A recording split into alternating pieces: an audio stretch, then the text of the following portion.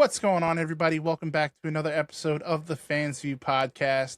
On today's show, we have someone that doesn't just show up on a card, she changes the card. She's a multi-time champion. She is one of the most talked about unsigned talents in wrestling today, and someone who's clearly operating at a different level. Please welcome back to the show, Miss Jazmin Allure. Jazmin, how are we feeling tonight? I'm good. Thank you so much for having me. Of course, of course. I know we talked at WrestleCade and we spoke then about getting you back on the show. So I'm so glad that we could find time in both of our busy schedules to make this happen. You've reached that space in wrestling where fans are constantly saying it's only a matter of time. It's only a matter of time.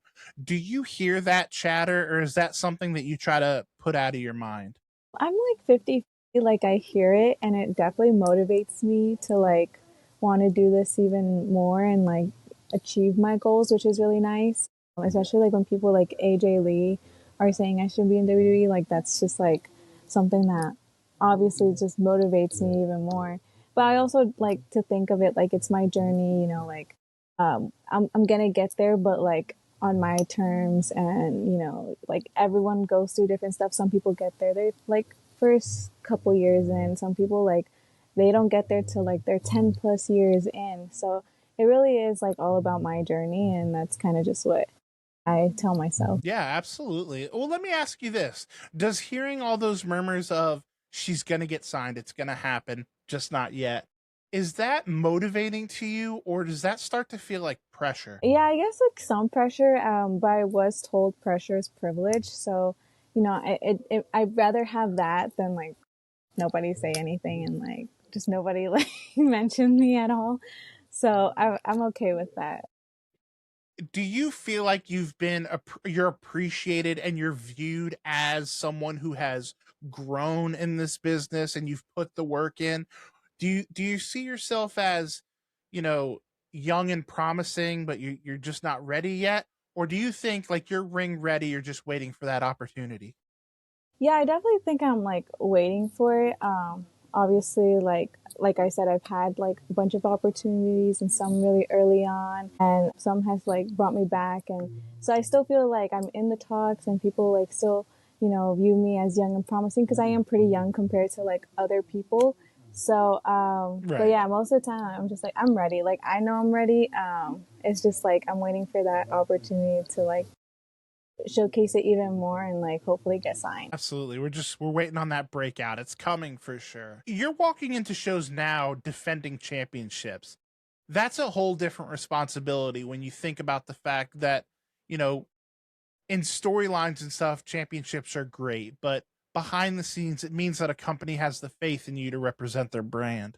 When you hold a title, does that kind of change the way you carry yourself? Yeah, for sure. Like you said, these companies like trust me to be, the like on the top and like the face of their company, especially like Ladies Night Out. I'm currently their champion, and that is one of my favorite promotions to work for. That was like the first like indie promotion I worked for, and the first one that I like went to. Like once I was like training, like I went there and like to show face, and like to be their champion a couple years later is amazing. And Telly, who is like the owner, he's awesome, and he always tries to get as much girls an opportunity on his show as much as he can, and he helps out a lot. So just to like work for him and work for that company that has so many followers, has their own network, and I've defended that championship all over the US. It's really great. Yeah, for sure. And I love that we're giving Ladies Night Out their flowers because Telly works incredibly hard. You know, I've seen it firsthand being a regular vendor now at WrestleCade. Just the work that gets put into that promotion, it really is a labor of love for Telly. When you go back now, and like you said, Night Out was somewhere you showed face back when you were first breaking in. When you go back and you look at that footage 3 4 years ago, maybe, just back to the beginning, what stands out to you? Oh my God, I haven't seen that footage in so long. I'm gonna be honest. I feel like I was like deer in headlights because I was starting out, I was so nervous. So I haven't seen that footage in a long time, but I do remember it, and I'm like, I have grown so much from that Jazmin to now, and it's so cool to see that. So Honestly, yeah, I like pinch myself sometimes because I'm like, okay, girl, you're doing Absolutely. You're definitely trending in the it. right direction. You're doing all the right things. You've got the right attitude. And that kind of lends itself to the next question. You've had TV exposure. You've been in dark matches. You've done extra work for the big three-letter companies. You've had high-profile matches across the independents.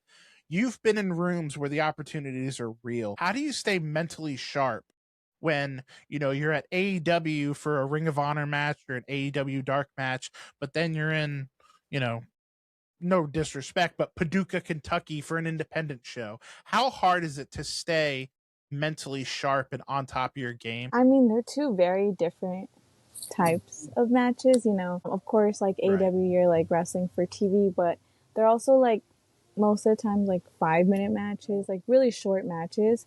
And then on the independents, like it's longer. You have 15 minutes.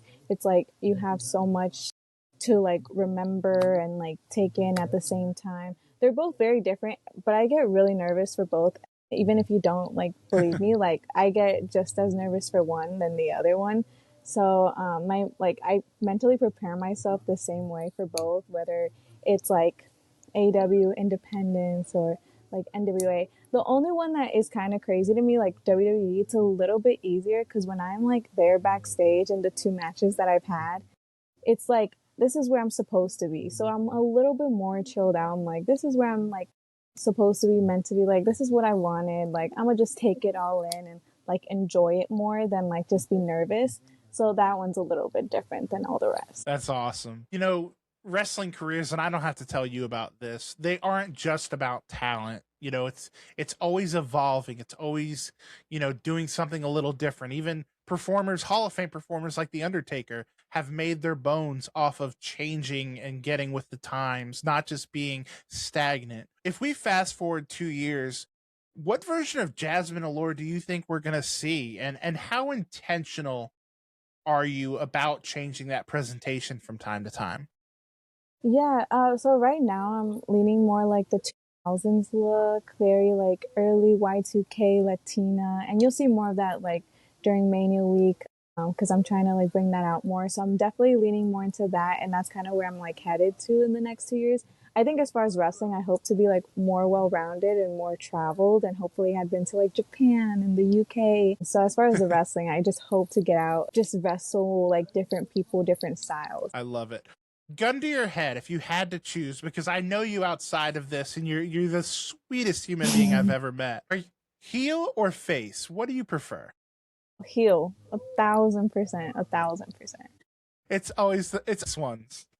Yeah, it's just so easy to be like, so mean to people. Especially I like if love that. I'm not like that type of person, like outside of wrestling, like it's just like something about that switch. Yeah, for sure. Plus, you can get all those deep, dark aggressions out on those poor people in the front row. Yeah. You've said in previous interviews, I've seen you say, wrestling makes you happy. That's where you find your happiness. But professional wrestling can test that happiness, whether it be travel, politics, comparison, social media. What do you do to protect your joy in wrestling? Because burnout is real, especially by driven people like you. Yeah, I feel like I've always had like a very like my life has always been like different stuff at like I was in school, I was like I had like two jobs and then like wrestling and then like I had so much going on and like I moved around a lot like during like when I was younger. So I feel like this is kind of like the one thing that's like constant right now where it's like wrestling. Like even though every weekend's a different place, it's like it's still wrestling and that makes me happy. It makes me happy that I'm able to make money with this. I remind myself that like this pays my bills, so like just keep going. And then I think the one thing I say when I'm like super nervous and like if like because I'm like traveling a lot or like being away from my family, I just remember like why I started, which was because like my 6 year old self loved this and loved watching this, and she would be so happy that she's doing this now. So I just remind myself why I started. Absolutely. And it's kind of funny. It leads it to self to ask this generation of wrestlers, as trying to stay happy is a perfect example. They don't just wrestle, they brand. Everything is your brand. How much thought do you put into how you're perceived online? You know, because obviously you can't let the cesspool sometimes that is the internet wrestling community try to steal that joy from you.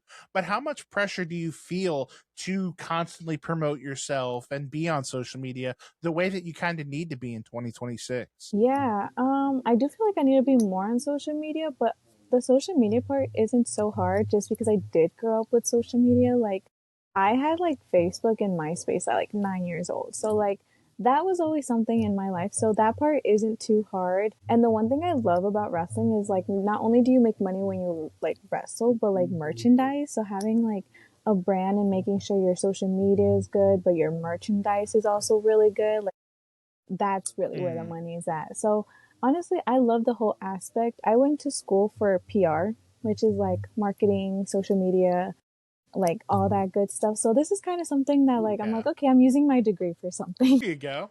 I love that.